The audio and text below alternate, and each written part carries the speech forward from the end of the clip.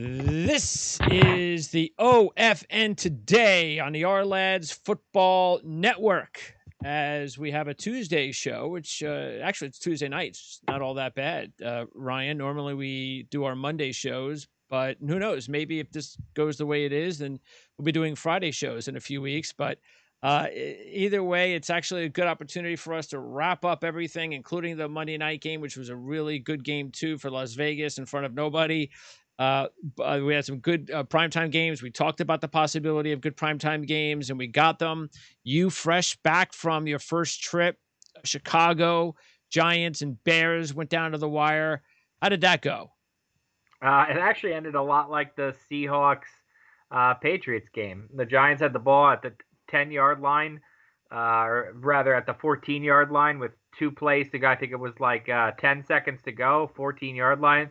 Threw one pass, a screen to get down to the 10, and then basically 4 seconds from the 10-yard line came down to one play. The Giants were down 17-0, rallied to get to 17-13, and threw an incomplete pass on the last play of the game. So that was pretty much what you expect from the Giants at this point. They fought hard, they didn't give up, and they're not good enough to beat even a team as, average to below average as the Bears. And the big news, and it was of course, being weird traveling too, Weird traveling too, Greg. You mentioned I just got back. How did that go? My plane was about a third of the way full on the way out to Chicago. It was almost entirely full on the way back to New Jersey. The hotel I stayed at was across the street from a lively bar scene that was hopping, mostly outside bars, but tons of crowds, no people in masks. Very much indicative of this way that different parts of the country see different things. So it was a interesting experience at the game. No fans in Chicago, but I couldn't even walk the concourse. I tried to get down somewhere where I could see like the bus area to see if Saquon Barkley was on crutches. Security stopped me off the elevator. So it was very isolating is probably the right word for the trip. And you were there at the stadium behind where were you? Up in the press box? Yeah. How's the view there? In Soldier Field, it's okay. It's a high up view, probably like the 300 level, kind of almost like an all 22 where you can see everything down below. So it's a pretty good view, and it was about probably a third full press box. Every third seat had somebody in it. So eerie. Yeah, it was, but I was at MetLife Monday for the Giants Steelers game, so very similar. The only difference this time was the added, the playing field, the hotel field, all that kind of stuff you had to go through, the security feel, and doing all that in the social distancing world. Yep.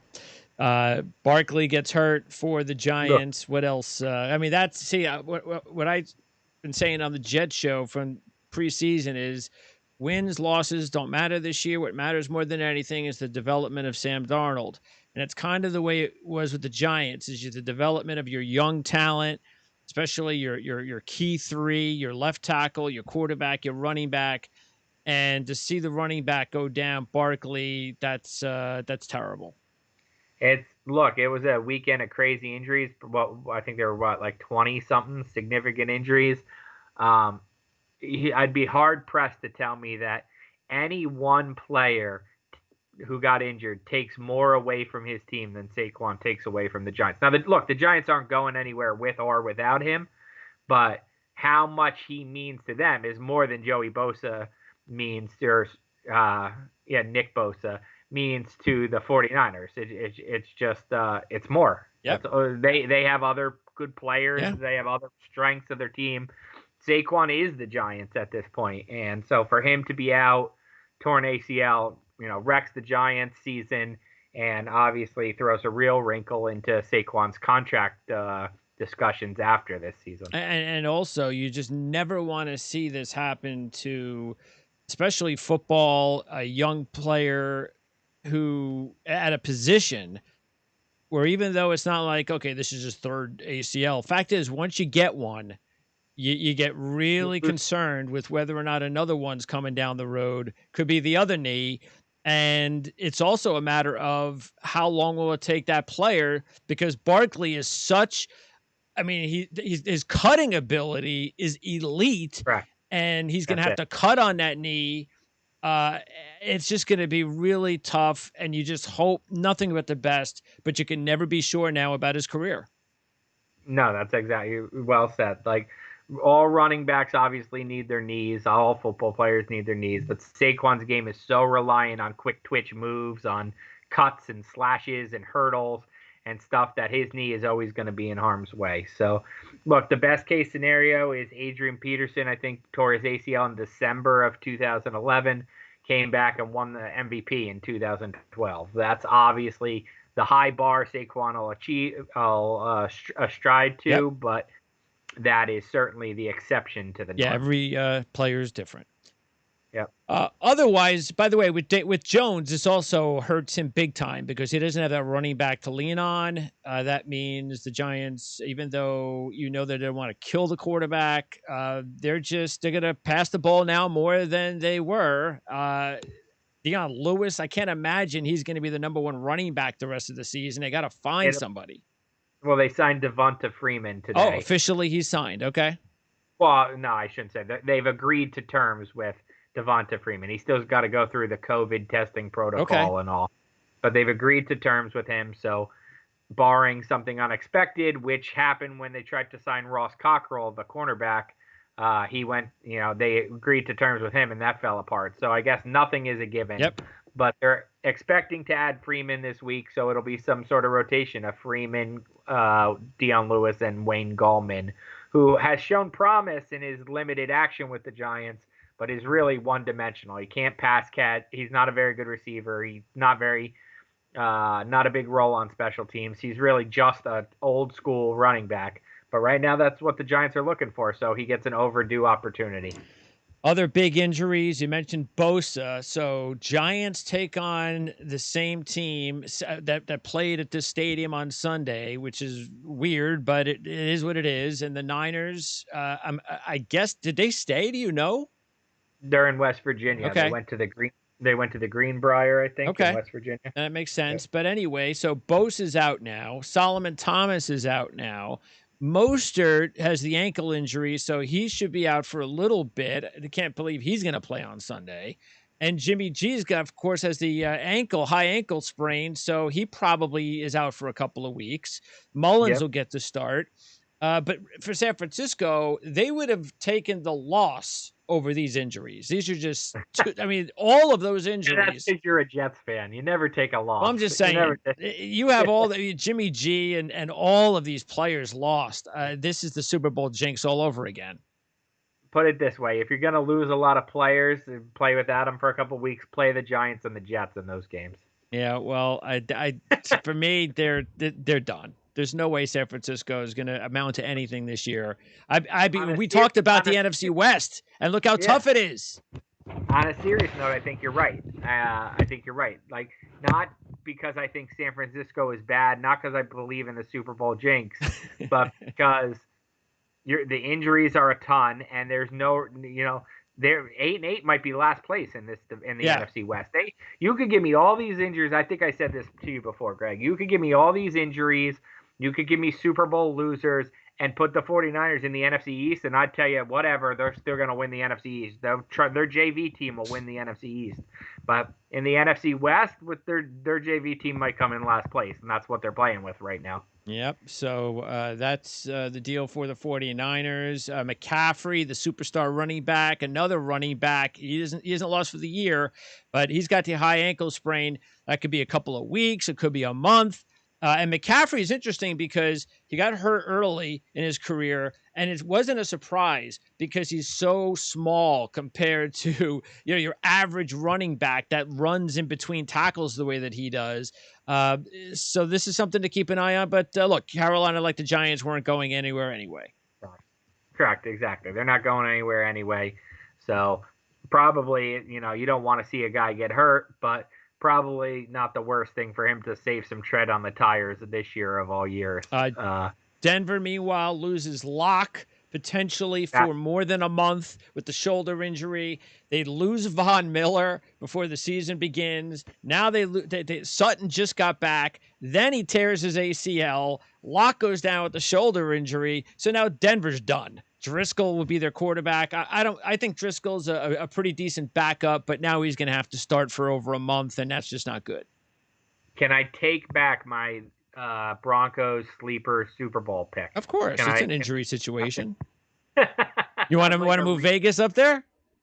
Yeah, sure. I'll swap those. Why not? Devontae Adams also with a hammy injury, so he might miss a week or two. That's unfortunate because we might not have Adams and Michael Thomas in the Green Bay Saint game on Sunday night. Yeah. So that's a bummer. Yeah. Tavon Young, the slot corner for Baltimore, is out for the year. I've got an interview tomorrow with our Baltimore analyst, so we'll find out more about the Ravens on tomorrow's show. It's a Tony Lombardi. Also for the Colts, Hooker, but he's just an injury-prone player. Achilles, he's out for the year. And, of course, they're already without Mack, another guy who gets banged up. And then the Eagles lose another starting offensive lineman. That's the third starting offensive lineman that they lost since preseason, and they're 0-2.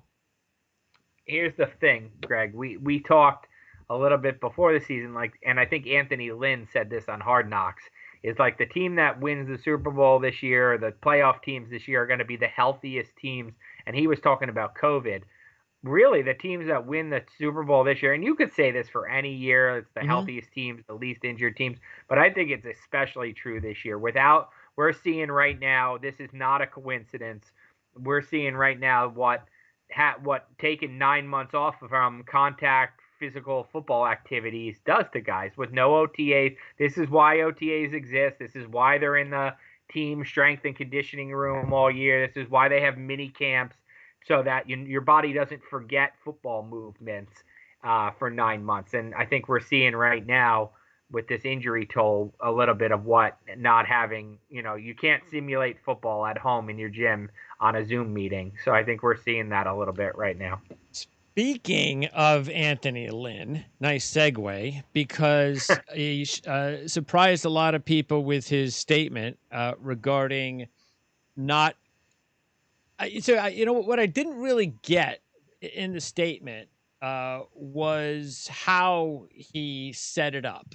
Because it was almost. I mean, I know he didn't mean to, but it was almost like he was putting down the young quarterback. It wasn't a good explanation. This is what he says. He goes, "The young man stepped up. I thought he played well under the circumstances. He could have made some different decisions, but I thought he stepped up when we needed him. He gave us a chance.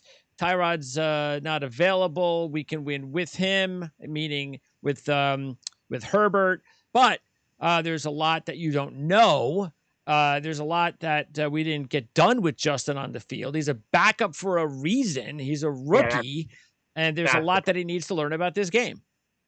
That's the problem. He's a backup for the reason is the part that made the NFL world pop, raise an eyebrow, shoot their head up from a nap. Like it's just like, look, that's not how you want to handle your rookie. You want to build him up and say, look how well he played with so little preparation. That's why we're high on him. That's why we believe in him.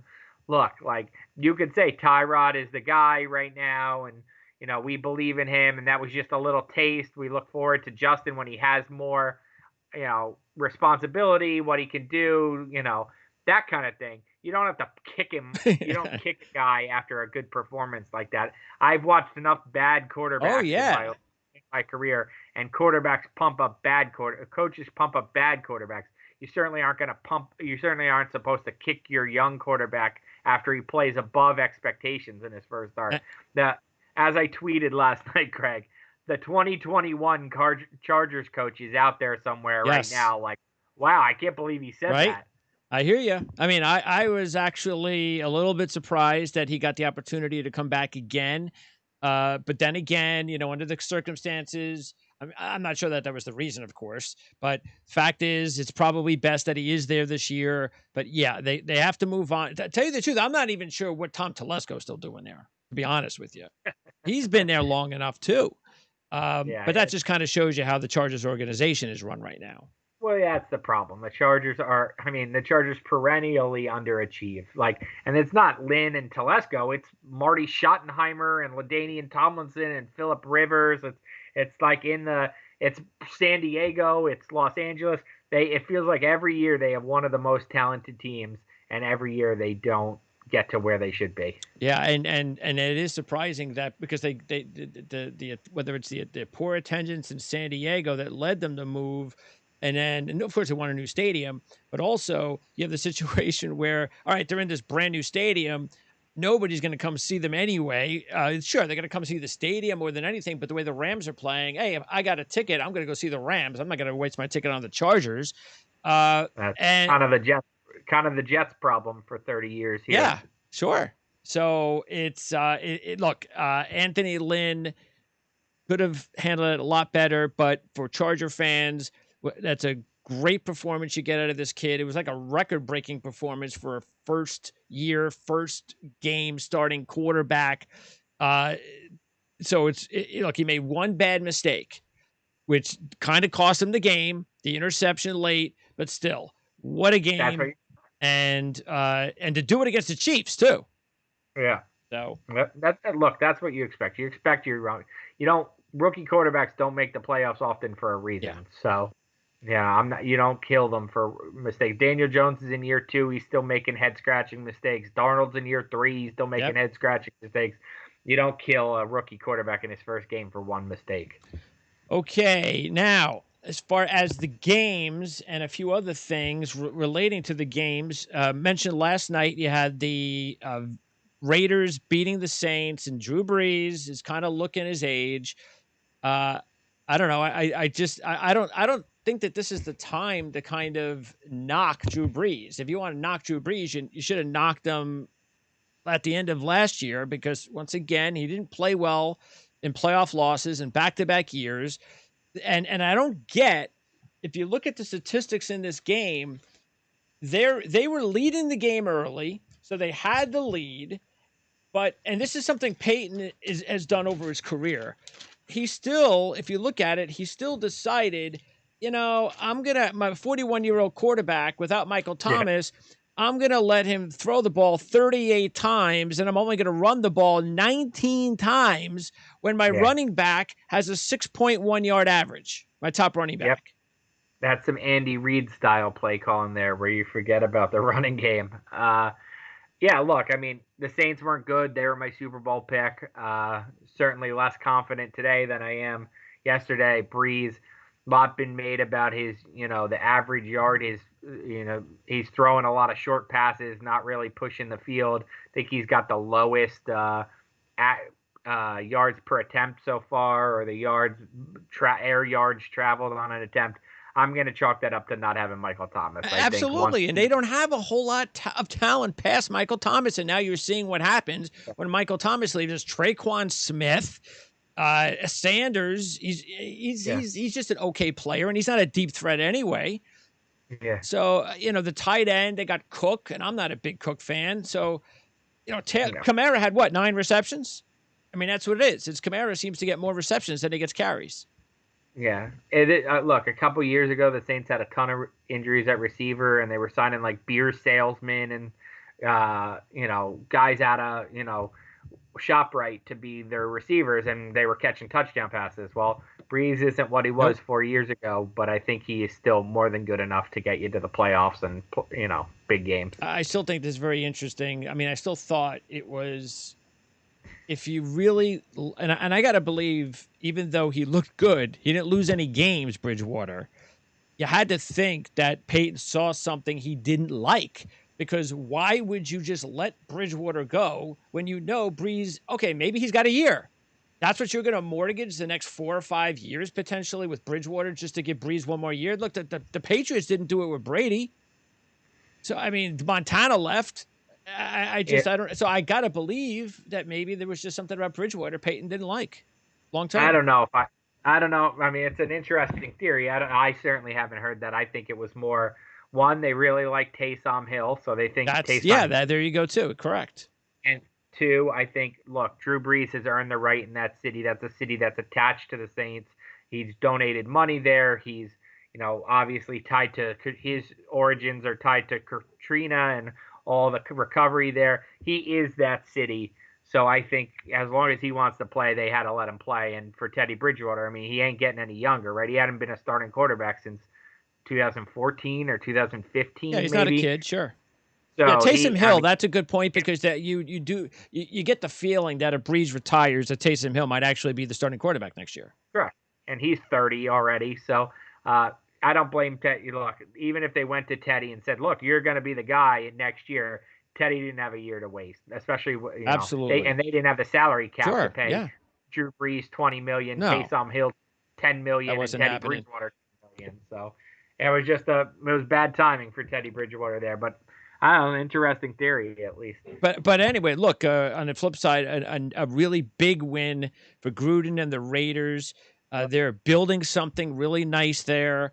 I keep saying this every time I talk about the Raiders. They're sick about how the broadcasters at ESPN treated Gruden when he got the job and all the money he received. They kept bashing his record, and he won the Super Bowl because of Dungy's players. I'm like, wait a minute, this used to be your colleague, and you're treating him like he's overrated. He doesn't deserve the contract. And I still have always believed Gruden is is still one of the top 10 coaches in the NFL. He knows what he's doing. He seems to have a good personnel guy in Mayock to get him some good players.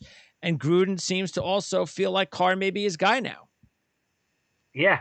I mean, it's certainly. Look, I agree with you. I think he's a top 10 coach. I agree they're building something, I think, that is playoff caliber. I don't know. They've caught me by surprise a little bit. They got to get better on defense, though. They were another one of those teams that finished, finished better last year than I thought they were. I guess I'm down.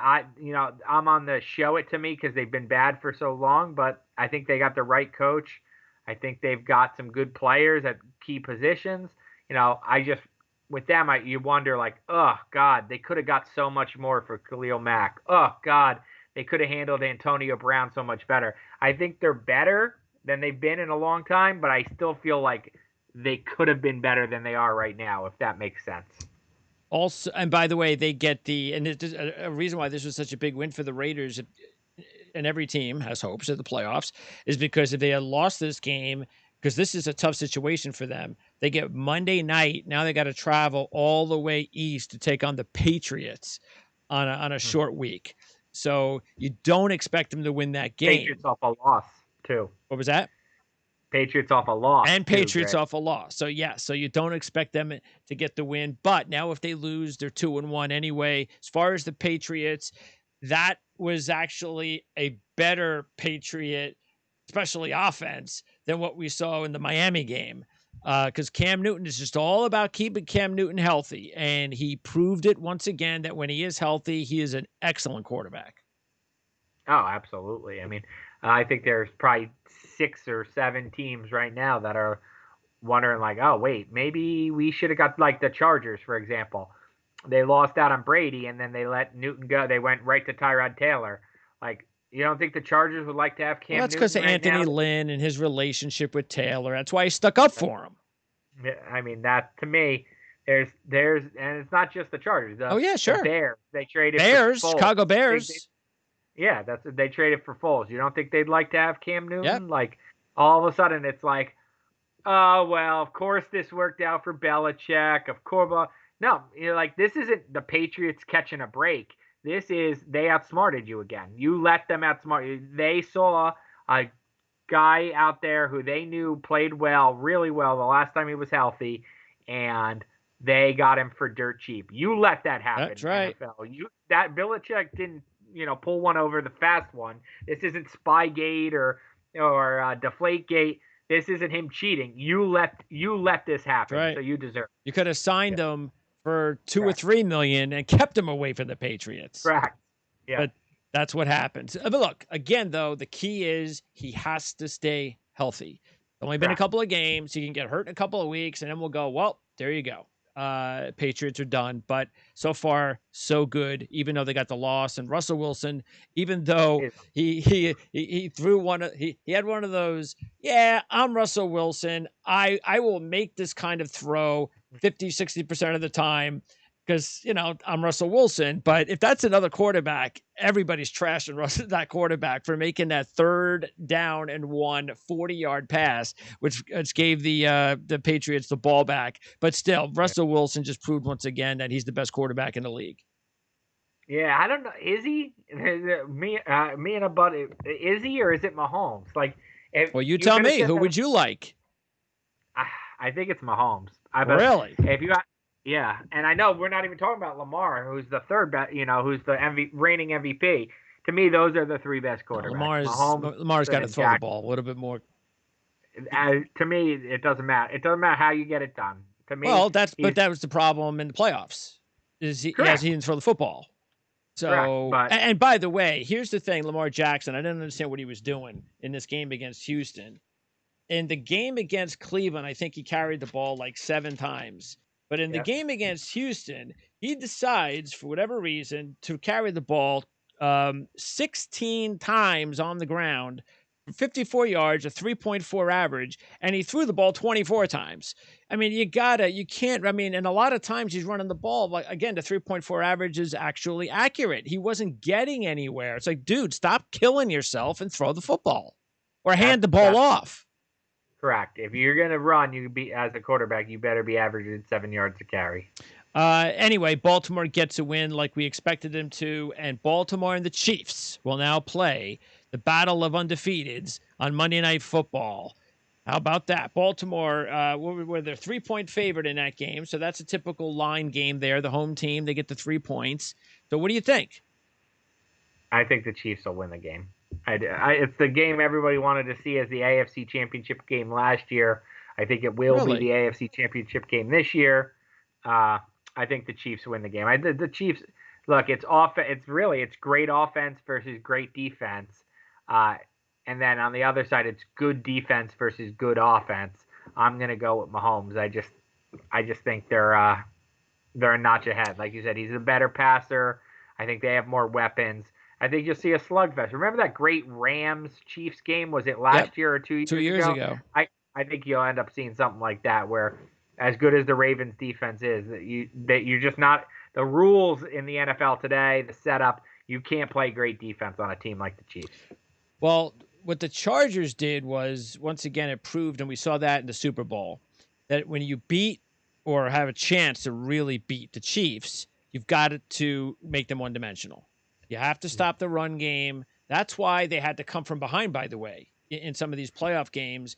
When Hunt was gone last year, yeah, they won the Super Bowl, but the running game was not the same. They weren't dangerous. They didn't have somebody that could break it for 80. So you didn't really respect the running game either. But you realize that if you're going to beat the Chiefs, eliminate the run game and force Mahomes to throw the ball as often as possible. I know it's not. And by the way, you have to attack them. You can't just sit back and let him throw the ball. The Chargers had players to attack. Bradley did a really good job in that department. Baltimore is better at it.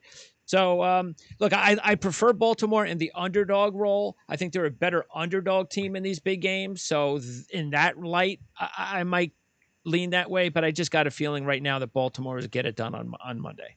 I wonder how much of that Chiefs game against the Chargers was looking ahead to the Ravens game. I think that was certainly a factor in that. Oh, wait, we got to turn it on? Okay, we will. Yep. So. Could have been. Also, you have to give props after just a couple of weeks for the Jacksonville Jaguars. Definitely. They could be 2-0 right now. They outgained Tennessee.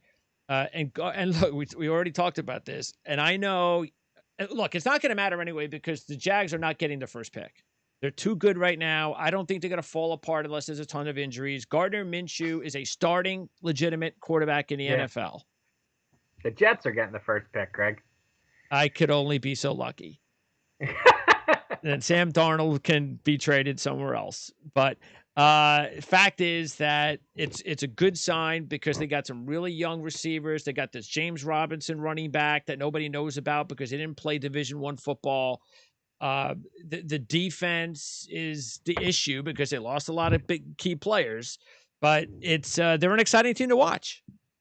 They are. I agree. They're an overachieve. It's very reminiscent of the Dolphins last year, which is why it's a cool Thursday night matchup because this is very reminiscent of the Dolphins last year, where everybody assumed they were terrible and forgot to tell the team not to try because once the team starts trying, they can win some games. And very reminiscent. I won't be surprised if the Jaguars are a 6-win team like the Dolphins were last year. Yeah, I like the Jags on Thursday. Miami's defense has been shredded the first couple of weeks. And look, if they get the good Ryan Fitzpatrick, it'll be a high scoring, close football game.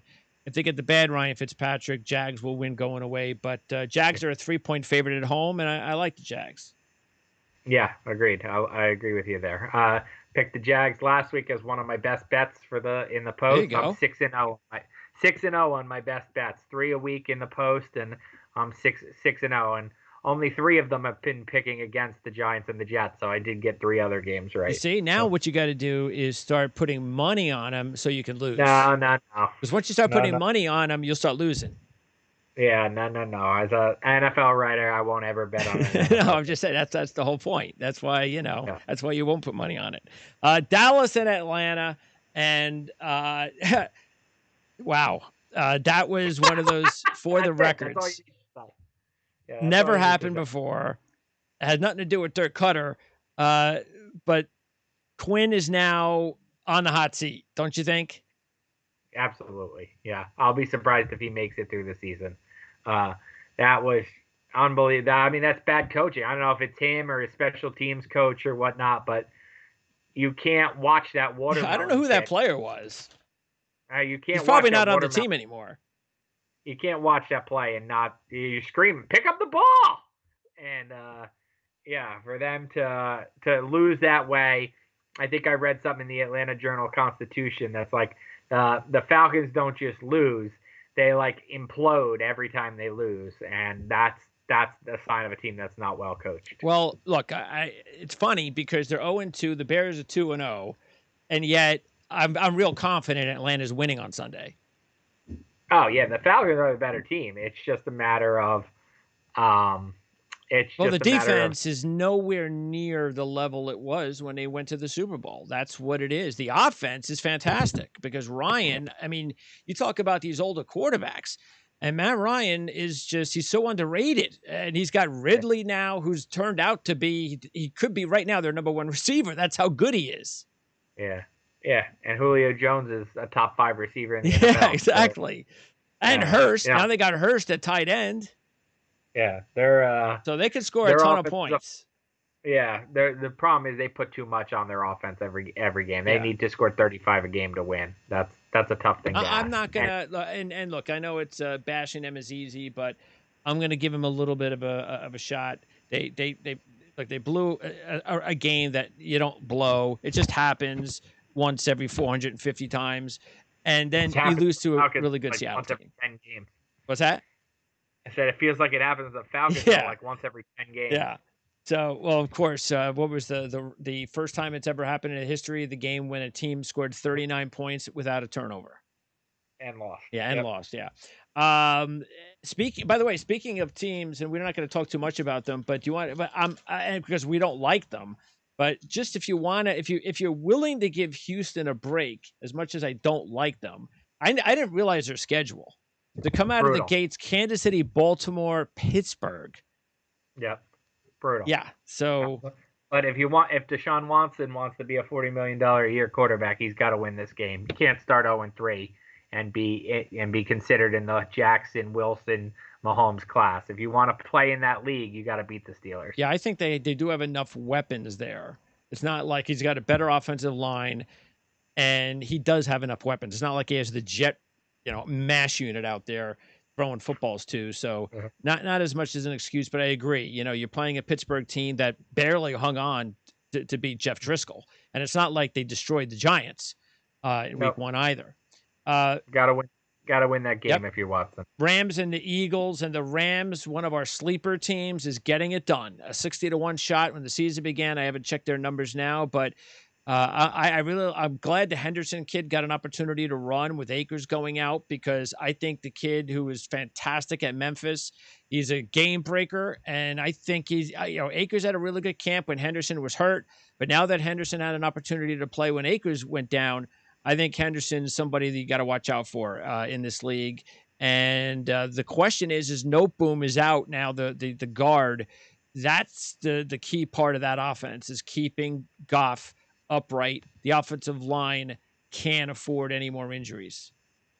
I think you said it all about the Rams. I'm sounding a 5-alarm fire for the Eagles. I got to tell you, for them to be where they are, I know there's injuries, but Doug Peterson, Super Bowl ring or not, Carson Wentz, Super Bowl ring or not, those two guys aren't going to last very long if this season it goes 3-13. Philadelphia's patience with those two guys is going to turn on a dime. So when we had Elliott on, were you surprised that when I asked him the question about Doug Peterson, that the Eagle fans love him? I was, but they ain't gonna love him if they no. You're right about that. And the thing is, too, is they think they're much better than that. And I think they should look. If you're not going to give, and I don't think they should give Ertz a new contract when you have Goddard, why don't you just trade Ertz at the deadline and get something for him? Correct. You don't. I mean, you need receivers. You don't need two tight ends. It's just this is an offense that needs it, because that's the problem. There's really no receivers to stretch the. Deshaun Jackson is the number one wide receiver. Yeah, the offensive line's a problem. Linebackers are a problem. The Eagles have a lot of problems. The Eagles are, like I said about the 49ers, if the 49ers would win the NFC East, the Eagles are lucky they're in the NFC East, because they'll be able to trudge along at 4-6 and still have a chance in December. And they're playing the Bengals this week, and Joe Burrow, who had a fantastic game on Thursday night for a rookie, threw the ball 61 times and did not throw an interception. Threw 3 touchdown passes, only 5.2 per catch, but still, that is very impressive for a rookie. Yeah, he's been impressive. I think they're not. What are you liking that game? They're out of the conversation of like worst team. Yeah, they're certainly out of that conversation. What do you like, Eagles or Bengals? What's the line? 6. Give me the Bengals to cover and the Eagles to win. Okay, and then and then also I wanted to mention a couple quick other things, and that is, one, thank you. It might be an accident, but thank you for playing 5 4:00 games this week. I can't understand for the life of me why the NFL has these 2 or sometimes 3 4:00 games. They put like 8 or 9 or 10 games at 1 o'clock. It's like, how many? Don't you want to market your sport? I don't have enough TVs and recording devices to watch everything. So again, I don't know if this is an accident, but I'm glad we actually have 5 4:00 games. I agree. Something I've always wondered about is the shoving them in the 1 o'clock window. I guess it's probably time zones and whatnot, but I agree. I think this is a better setup. And then speaking of hot seat, the other 2 coaches, Matt Patricia. To me right now, the Lions, they had injuries, but they should have, just like Atlanta. You had the one game that you should have lost to the Packers, a good team, but you lost the game that was in your grasp, that you had a huge lead and you should have won.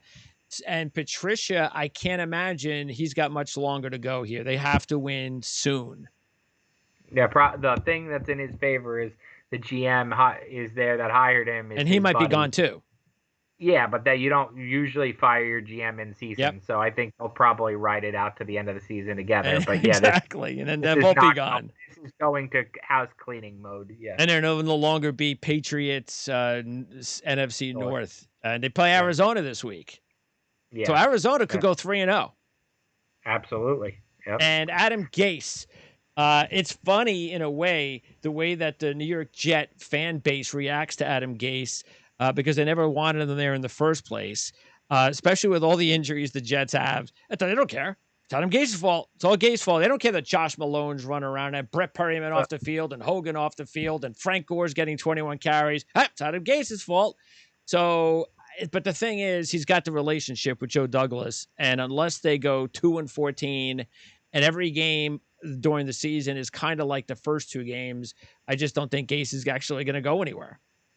I do. I disagree. I do. I think the vitriol from the fan base is so incredible that if they do go 2-14, No, three I and said 13, unless you go 2-14. yeah, well, that's what they're going. I mean, they're the worst team in the NFL, so Well, they're not going to that's get. if they have the same injuries, though. Yeah, I mean that even without them, I mean they have no offensive talent. The defensive talent is subpar. Like they're right there as the worst team in the NFL, even without the injuries. So yeah, you're right. If he goes 7-9, they're gonna keep him. 6-10, they might even keep him. But they're going 2-3, 2 wins, 3 wins.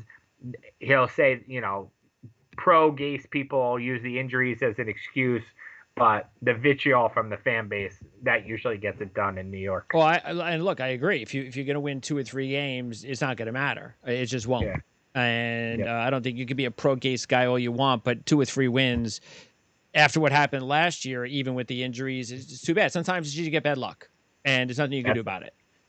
Correct. Ask Pat Sturmer, the ex-Giants coach, if he thinks he got a fair shot. I don't think he did. Yeah, so it does happen, but we'll see. It's a long season, and they take on the Colts on Sunday. My Colts rebounded to beat the Minnesota Vikings, who looked pretty bad. By the way, the Vikings are taking on Tennessee? You can add him to your hot seat too, Zimmer. I don't know. Really? I think so. If they flop really bad this year, not competing for the playoffs in December, I think that could be the end of the Zimmer era too. Rams Buffalo. Who do you like in that one? What's the line? 2.5. But just who do you like to win the game? Great question. I like Buffalo. The Rams have surprised me the last 2 games. I did not think they were 2-0. Cal, I don't think I had them in my. I know I didn't have them in my playoffs. Rams have surprised me, but I'll still go Buffalo. I like Buffalo a lot before the season, and the way Josh Allen's playing hasn't changed any of my opinions. Ryan, appreciate it. We'll talk to you again next week. Are you working on anything in particular on the post? No, I'm on Giants all week. Oh, jeez. So, it'll be how do we replace Saquon week? That'll be the dominant theme, and see if the turf monster at MetLife that Kyle Shanahan complained about, the bad turf that the Giants are now having to defend their playing surface. We'll see if Where'd that come from? The turf monster rears its head. Jets didn't have any injuries. There weren't any injuries week 1. Giants Steelers. Where's that coming from? No, it's complaining to complain. Yep. So. All right, Ryan. Sounds good. I'll talk to you next week. I'll see you, Greg. Thanks.